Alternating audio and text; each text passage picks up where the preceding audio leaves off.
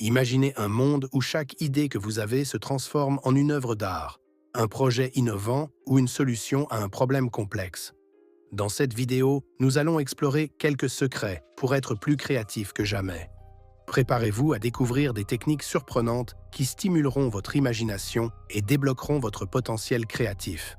Que vous soyez artiste, entrepreneur ou simplement en quête d'inspiration, ces conseils vous aideront à voir le monde sous un nouvel angle et à libérer la créativité qui sommeille en vous. Regardez attentivement la vidéo pour transformer votre façon de penser et créer sans limite.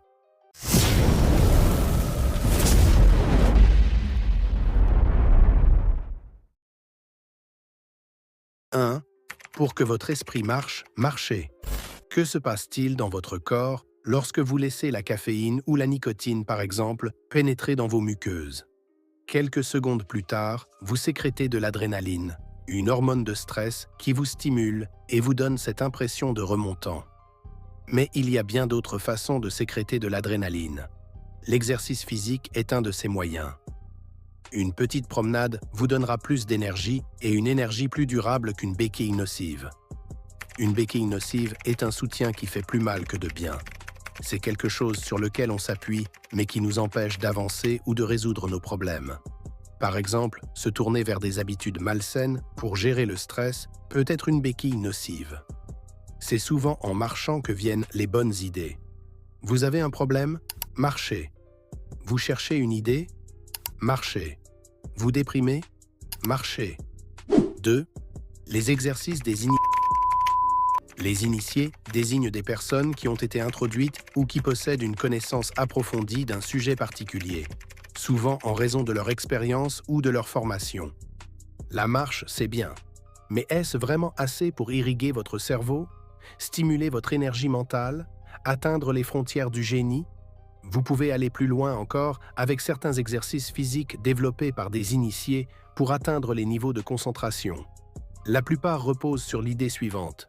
Il y a dans l'air ambiant une énergie dont la science n'a pas encore découvert la nature.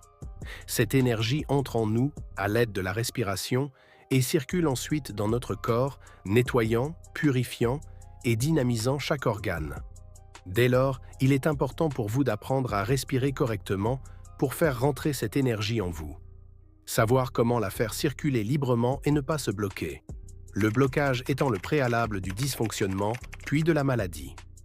A. La respiration profonde. Il existe de nombreux enseignements de la respiration profonde. Sachez toutefois que la plupart des initiés s'accordent sur l'importance de la respiration abdominale. Nous allons donc voir comment s'y entraîner. La bonne respiration pour irriguer le cerveau se situe plus bas. Imaginez que votre ventre, vos abdominaux sont un ballon qui se gonfle et se dégonfle. Posez vos mains sur votre ventre, décontractez-le et essayez de respirer très peu par le thorax et beaucoup par votre ventre. Le thorax est la partie supérieure du tronc humain, située entre le cou et l'abdomen. Il contient des organes vitaux comme le cœur et les poumons et est protégé par la cage thoracique, qui est formée de côtes. On continue. Vous allez peu à peu agir sur vos centres nerveux, libérer votre respiration profonde et donc irriguer plus abondamment votre cerveau. Ce faisant, vous respirez de plus en plus par le nez, stimulant des nerfs directement liés au cerveau. B. La circulation de l'énergie. Là encore, le sujet est vaste. De mes nombreuses recherches, j'ai retenu 2 exercices, la tortue et le balancier. La tortue consiste à rentrer sa tête dans ses épaules comme une tortue qui rentre sa tête dans sa carapace. Restez dans cette position quelques instants.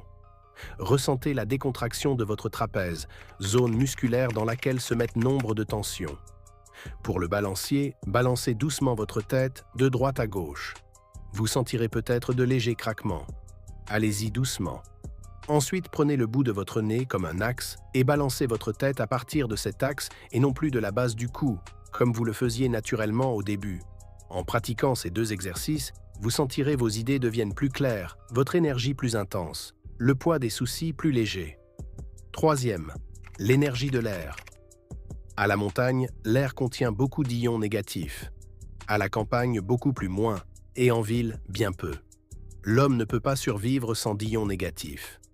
Ce sont eux qui nous permettent d'assimiler l'oxygène de l'air. Ils sont essentiels à une bonne activité intellectuelle. Comment faire le plein d'ions négatifs? Solution, vivre à la montagne, ouvrir souvent les fenêtres.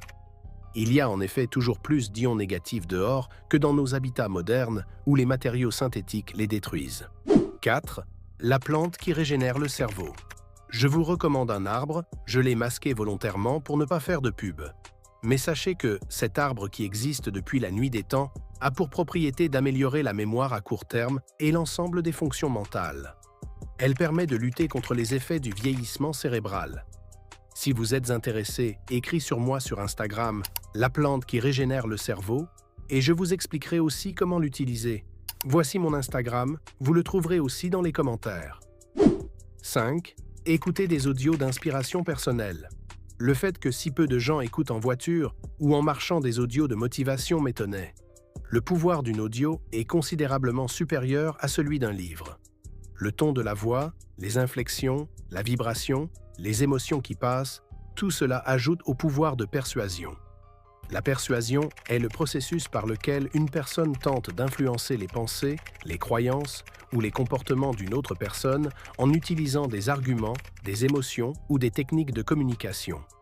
En gros, c'est convaincre quelqu'un d'adopter un point de vue ou de prendre une action spécifique. Par exemple, lorsqu'un vendeur essaie de convaincre un client d'acheter un produit, il met en avant ses avantages, comme sa qualité, son prix compétitif et les témoignages d'autres clients satisfaits. Cette persuasion repose sur des techniques de communication visant à influencer la pensée d'autrui. Même dans le cadre de la séduction, certaines de ces techniques peuvent être appliquées. Nous aborderons ce sujet plus en détail dans les prochaines vidéos. 6. Les livres d'inspiration personnelle. Ce n'est pas par hasard que je vous recommande ceci, j'en suis un grand consommateur. Une page, une phrase bien écrite peuvent enflammer vos idées, vous transporter d'enthousiasme, modifier profondément votre système de croyances. Elles peuvent nourrir vos pensées. De nombreux bons auteurs sont à lire et à relire.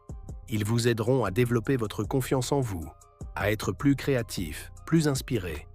Écris-moi à nouveau sur Instagram les meilleurs auteurs. Je vous recommande tout ce dont vous avez besoin en fonction de vos catégories. Ils aideront à créer de nouvelles connexions entre vos neurones et enrichiront votre matière grise. La matière grise désigne la partie du système nerveux central qui est composée principalement des corps cellulaires des neurones. Elle joue un rôle crucial dans le traitement des informations, la pensée, la mémoire et le contrôle des mouvements.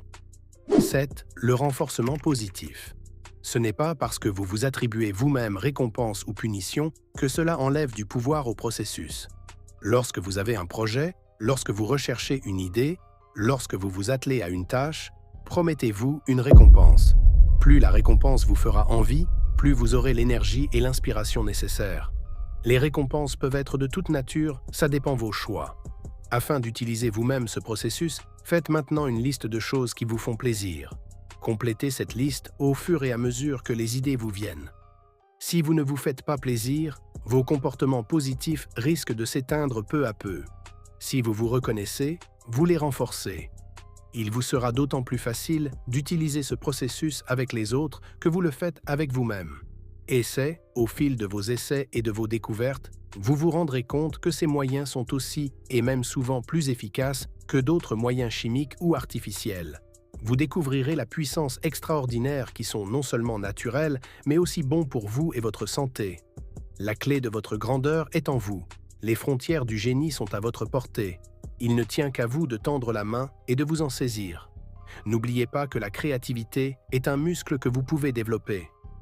En appliquant ces secrets dans votre quotidien, vous pourrez libérer votre potentiel créatif et transformer vos idées en réalité.